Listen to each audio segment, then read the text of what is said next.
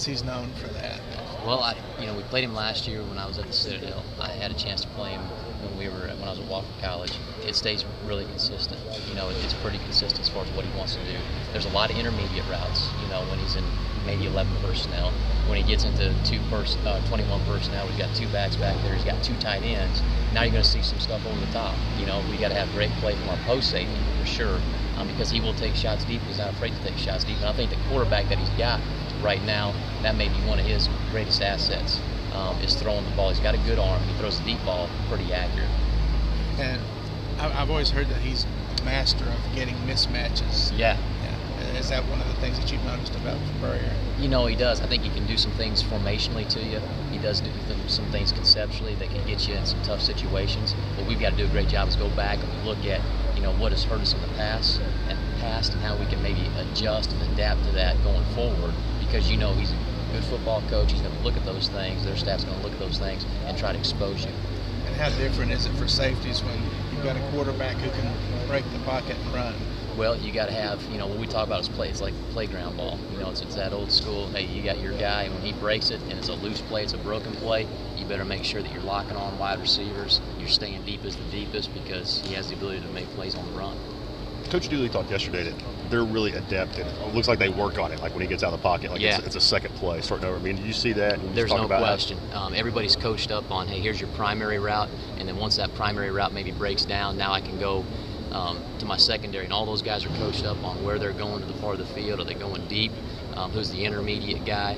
Those broken plays are what's scary, because he is a definite threat with his feet. And so we got to make sure we're all alert to that. The underneath droppers in the zone, they got to make sure they're driving on the quarterback when he crosses the line of scrimmage. We got to stay back in coverage. And I'm sure you got asked this already. I'm sorry, but Daryl 2 games in. I mean, just what kind of progress is he making? Making a lot of progress. He's getting more comfortable. He got beat on the one against Alabama. Miscommunication there, didn't get the call.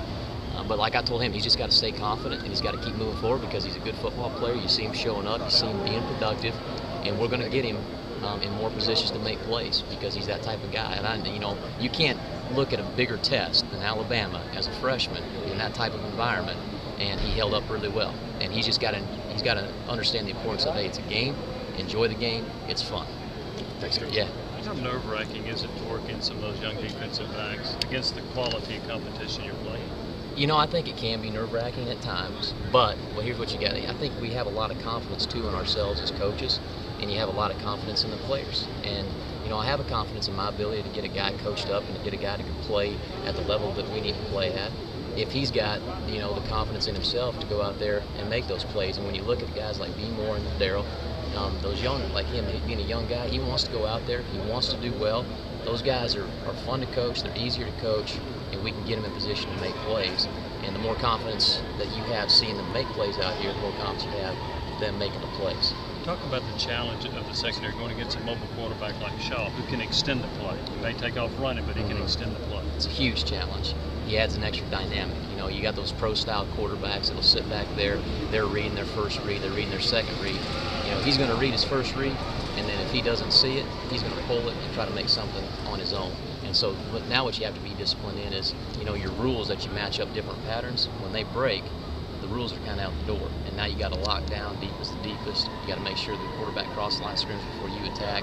All those things become a major factor, and it becomes the old school playground ball. Go to the light pole, sort of, type of speak, I guess.